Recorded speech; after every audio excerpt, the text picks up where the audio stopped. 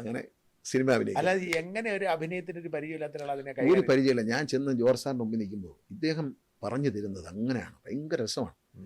ഇങ്ങനെ പറഞ്ഞു തരുമ്പോൾ നമ്മൾ ശ്രദ്ധിച്ചങ്ങോട്ട് ഇരുന്നാൽ ഇതിലേക്ക് നമ്മളങ്ങ് ചെയ്യും. അപ്പോൾ അന്നാണ് എനിക്ക് മനസ്സിലായി എൻ്റെ ഉള്ളിൽ ഒരു നടനുണ്ടെന്ന്. കാരണം ഈ ശില്പി റോഡിൽ കിടക്കുന്ന കല്ല് കണ്ടാൽ നമുക്കൊന്നും തോന്നില്ല.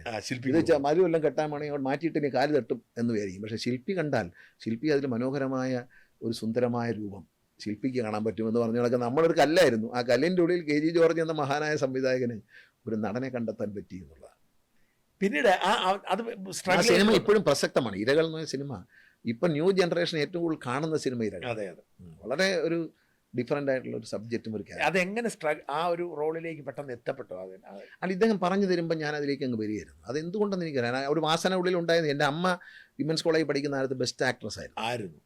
അമ്മ അങ്ങനെ ഒരു വാസന ഉള്ളിൽ ഉണ്ടായിരിക്കും. അമ്മയിൽ പലതും കിട്ടിയത്. ആ കണക്കെഴുത്ത് അമ്മയുടെ എക്കണോമിക്സ് ആണ് ഞാൻ KSRTC നഷ്ടത്തിൽ നിന്ന് കരകയറുന്നത്. ഞാൻ ഇപ്പോഴത്തെ ഉദ്യോഗസ്ഥന്മാർക്കും പണ്ടിരുന്നപ്പോഴും ഈ വെള്ള പേപ്പറിൽ കണക്കെഴുതി കാണിച്ചു കൊടുത്തിട്ടാണ്.